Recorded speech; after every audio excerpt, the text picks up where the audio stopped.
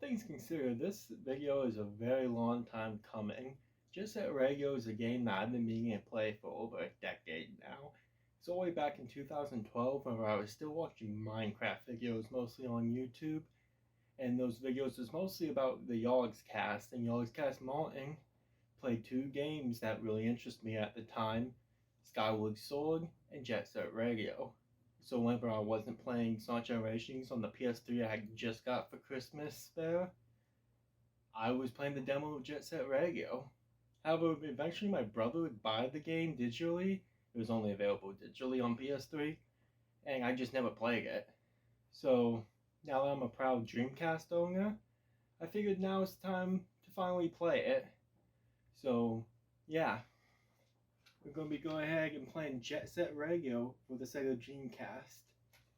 Now before we get started, I'll be playing both the original Dreamcast release and the Xbox 360 HD remaster on my Xbox Series S. As far as I can tell, besides the upgrade to 16:9 in the remaster, there is basically no difference between the two versions. Unfortunately, the 360 version has been delisted from the Xbox store, so the only way to play the HD version would be to buy it on Steam, unless you want to spend money on the ticking time bomb that is the PS3 store. Playing the original release is fine, but that would mean investing in the 20-plus-year-old Dreamcast if you don't already have one. And I'm going to assume that if you do have one, you probably have Jet Set Radio already. Either way, I'd recommend the Steam version in general, since it has better graphics and is less expensive than getting a Dreamcast and an original copy of the game. But if you want to play the Dreamcast version, go right ahead. But with that out of the way, let's get started. Jet Set Radio is developed by Smilebit, a studio formed by Sega out of some of the developers for the Panzer Dragoon saga on Saturn. I've never played anything on the Sega Saturn, let alone Panzer Dragoon, so I can't really comment on that or the developers here. I just know they made Jet Set Radio. The game was directed by, and I'm definitely gonna butcher this name, Masayoshi Kikuchi, who had issues leading the team not only because of his owning experience, but also the team's inexperience. Apparently most of the devs they brought over from Panzer Dragoon were really young, generally about only 25 years old. The game would end up being revealed at the 1999 Tokyo Game Show, where it get a lot of attention for its cel-shaded art style because fuck you, Wind Waker. It would release on the Dreamcast in Japan midway through the year 2000, with the American release coming in October and the PAL version coming later. I'll just mention this now, as some of you may know, the Dreamcast version is Jet Grind Radio here in America. I couldn't find a definitive reason why, but apparently it had something to do with possible trademarks. I couldn't find anything definitive on this, just it's Jet Grind Radio in America and Jet Set Radio everywhere else. Either way, the sequel Jet Set Radio Future, as well as the HD ports of the game on Xbox Live, PSN, and Steam, didn't have to be rebranded, so it wasn't an issue for very long, whatever the issue may have been. Not to mention, on top of that, regardless of the title, in-game it's still Jet Set Radio outside of the title screen. Speaking of which, once you pass the title screen, you are introduced to Professor K, the man who runs the underground pirate radio station, Jet Set Radio. He explains that Tokyo, or Tokyo, is under a gang war, with multiple groups of roogies on high-tech roller skates using graffiti to mark their territory, which Sega makes damn sure you know they don't condone in real life when you start up the game with this unskippable warning message. You play as the GGs, initially starting as Just Beat, the sort of mascot of the series. Though through the tutorial you'll also recruit Tab and Gum, and throughout the entire adventure you have more roogies challenge you, and when you beat them they join the GGs and become playable characters as well. The rival gangs you'll face on this journey are Poison Jam and Kogani Co., the Noise Tanks and Benton Co., then the Love Shockers who are trying to take Shibuya Cho from the GGs. God damn, I mispronounced all of those, but whatever.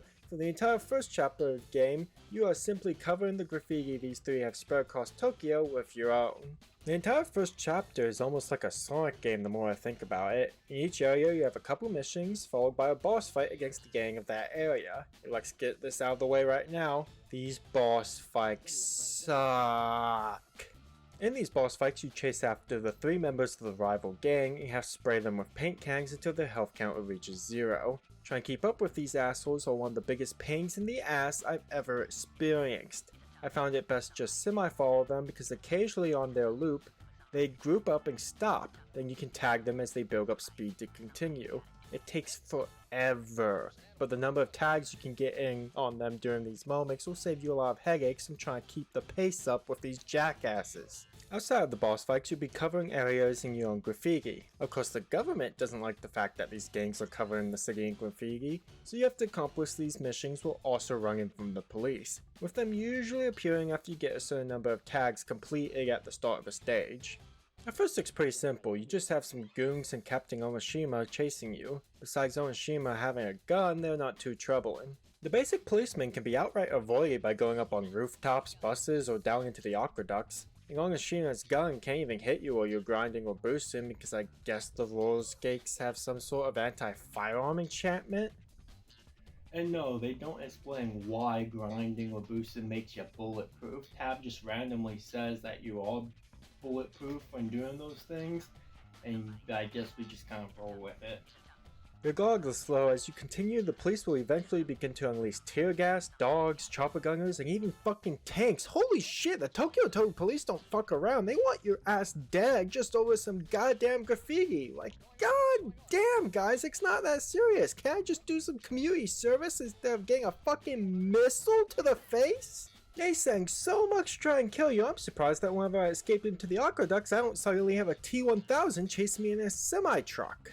All the shit coming after you can make things pretty fucking intense. To complete a stage, you just have to tag all the red arrows with graffiti. However, if you want a higher rank, there are also optional yellow arrows that you can tag for even more points. For the small graffiti tags, you just press the trigger when you're near them and you're done, but for the larger sizes of graffiti, you have to do a sort of mini-game in which you spin the analog stick around as instructed in order to paint. Do it wrong and you'll not only have your score combo reset, but also waste a spray can in the process. It doesn't sound too bad until you realize that you are totally helpless while doing this. You can cancel out of it, continue Lego, with the only cost being reset in the score combo, but who wants to circle all the way back around the stage just to finish the tag?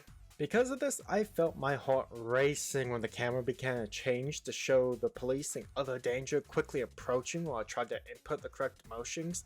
And nothing quite sucks like being almost done and then getting dogpiled or worse, simply running out of spray cans because you fucked up. Besides the art style and gameplay of spraying graffiti, Jet Set Radio also has a big focus on momentum. And no, I don't mean like the Genesis Sonic games. Get around some of the LEGO areas, you're going to have to do a considerable amount of rail grinding and wall riding, which both consider the speed which you're traveling at. You can even do tricks to help keep the speed going, assuming you have the room to jump. If you aren't traveling fast enough though, your ass is going to just straight up fall off the rail or wall. While on the ground, the right trigger will give you a boost of speed when moving, but it doesn't work on grind rails, which led to a few minor issues which made me wish there was a way to pick up speed while still on the rail. Even the aforementioned tricks require you to jump completely off the rail, making them useless on tight bangs or short segments. I didn't find it being an issue that often, but when I did, it was pretty damn annoying. And all they had to do was allow you to trick on the rail or like boost on them to fix it. Eventually you'll beat the 3 rivals, and that takes us into chapter 2, a part of the game that was not originally in the Japanese version of the game. Apparently this part was added to make the game more appealing to American and European audiences, but was later added to the Jet Set Radio for Japanese players to enjoy. To start off this chapter, you're approached by Cube and Combo, who are seeking your help. Unlike previous challenge missions, these ones you have to play as Cube and Combo, prove that they are worthy to get help from the GGs, which, okay I guess? I like the concept in gameplay, but story-wise it just makes the GGs seem like assholes that work hard to get others joined but force Cube and Combo who willingly want to join to do these challenges. Then again, I guess by this point in the game, most of the gang is comprised of characters that made you do the challenges in order for them to join in the first place, so yeah, I guess they are a bunch of assholes. After Cube and Combo are allowed to join the GGs, you are locked into playing as them for 2 stages taking place in Grind City. Apparently the third member of their group, Coin, suddenly went missing as a mafia group known as the Golden Rhinos began to take over Grind City, and in this flashback you play through Benton Street and Grind Square as they begin to make their moves. Benton Street is a great level, possibly my favorite in the game, as here the police are completely replaced with the henchmen of the Golden Rhinos and their assassins. The stage makes greater use of tricks while also just feeling less cramped with a more open layout. You'll be climbing the rooftops, sliding on walls, skating on cars, just to get to each tag location. Not to mention the Golden Rhinos have a lot more character than the generic tanks and choppers the police have. Assassin 5 will kick your ass if you aren't careful, and the generic henchmen are a lot more aggressive than the standard policemen. Overall, I say it is well-refined level design that reflects being made after the original game. I'd love to see stages like this for other Jet Set Radio games in the future. It's just really fun. And the other stage, Grind Square, it was a bit annoying with constantly having to get on the elevators, but I don't see why people seem to despise this level so much from what little I've heard online. Yeah, it's a lot more cramped and lacking a lot of what I liked about Betting Square, but it wasn't some nearly unplayable slog. To be fair though, this still may be one of the worst stages in the game, with its focus on verticality and not meshing well with the controls. Slashing 6 isn't an issue most of the time, but it can be annoying because they just don't telegraph when they're going to shock the rails you have to grind on. They just seemingly do it at random. And the standard henchmen can't even get to you unless you're on the street level, which you aren't for most of the stage. So there's not really anything chasing you at all, and if you do go through the level in a certain order, the chopper gunner that can be somewhat of an issue late in the stage isn't even a problem. And that's assuming that you don't just spray it and make it crash to begin with. Despite the low points of Grind City though, I overall liked Chapter 2. It may help that Cube quickly became my favorite character to play as though, because with high speed and decent other stacks, she's just a lot of fun to play as. Combo I didn't quite click with. He's big, he's hefty, he can take a lot of punishment, but he just feels a bit too heavy for my liking. And if you don't really like either of them, then yeah, I can see where this could be a low point of the game for some players. But moving on to Chapter 3, throughout Chapter 1, each time you beat a rival gang, you got a piece of a music disc. And it happens to turn out that the Golden Rhinos and their leader Goji Rotaku want this record because it is supposedly the Devil's Contract, a song that when played will summon a demon that can make a deal with the user, and Goji wants to use it to take over the world. So, in order to find this disc, the Golden Rhinos start to take over Tokyo, and now it's up to us to redo the graffiti they are covering up with their posters. The remaining levels combine all the smaller stages from Chapter 1 to make 3 giant stages. You get plenty of time, but if you try and take your time, you're not going to beat the stage, so try to keep up the pace the best you can. The Golden Rhinos also have a lot more reinforcements now. Not only do you have the assassins from Grind City returning, but you also have to deal with snipers, assholes flying through the air on jetpacks that just don't fucking mess with their guns, secret bombs, flamethrowers, and a whole lot more. Once you beat the 3 stages, you find out that Goji somehow swiped the record from us while we were running around town, and is now about to use it at the top of his tower. Before confronting him though, you have to do another boss fight with Poison Jam, god damn it. Who have seemingly been brainwashed by the Golden Rhinos and no longer wearing their masks. This fight sucks, just like the others. It's the same thing, get it done and over with, same strikes as before, and then you can move on to the final boss. The final boss is really simple. Goji is just playing music in the center of this giant record, and you have to do some really simple platforming, get across to the tag locations, you do the graffiti. Whoa, what the fuck is that thing? Jesus Christ, what the fuck? Besides making no goddamn sense, the giant Golden Rhino mascot isn't a threat at all. Even if it damages you, it is very easy to brute force the tags and get to the final phase of the fight, where you just jump into Goji's little box here and spray him with paint and end the game. It is a lame final boss, but at least it isn't as bad as the 3 make that 4 rival fights against the other gangs. After the fight, Goji's tower collapses in the following cutscene, and Professor K explains that the whole record was a hoax because it is actually just some song from a wannabe cool indie band. Okay, fine, but I just want to know where the fucking giant ass rhino came from then. Then again, it is implied that Professor K made the game's entire story up, then the credits roll. The graphics have aged beautifully. The cel-shaded art style always is known for aging really well, and this is no exception. This could possibly be one of the best looking games on the Dreamcast, with its colorful cast of characters and amazing looking environments. It's all very distinctly Jet Set Radio too. It gives the game a strong identity. What also gives it a strong identity is the soundtrack, because damn, this is a good soundtrack. Gonna butcher things for the 3rd time here, but Hideki Naganuma was the composer for the original tracks, and most people just know him for Jet Set Radio.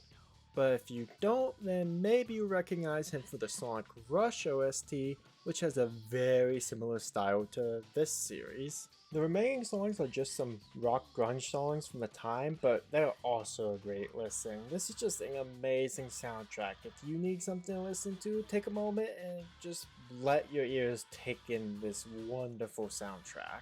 The presentation of the game is also really fucking good. Professor Kate is a thrill, and Billy Brown does a great job giving this character energy to make each story segment really enjoyable. And without him and some wiggy writing, these probably would have come across as incredibly stilted. The camera angles for scenes like completing levels or the police arriving on the scene, chasing you, all that are also really well done. Jet Set Radio is one of the best games the Dreamcast had to offer, bringing some action-packed arcade fun to the console. It has some great graphics, great music, a rich cast of characters, and it's just really fun to play. If you're looking for a new game to try out, I'd say give Jet Set Radio a try. It's a good one to try. It's only $8 on Steam at the time of recording. It can run on basically any potato PC you may have lying around, so there's no excuse not to play the game if it catches your interest. So Jet Set Radio is definitely worth your time if you're looking to play it. It's definitely a fun arcade game. It's not too long either. I beat the game and then I decided to hop on the HD version in just a couple hours. I had it beat and all done and ready for this video. So even if you don't like it, it's not a waste of time. Now, next you think Jet Set Radio Future is the game we're going to play. However, what people don't realize is that there's a Game Boy Advance port of the Dreamcast game. This came out after, but since it's a port of the Dreamcast game, it has nothing to do with Future.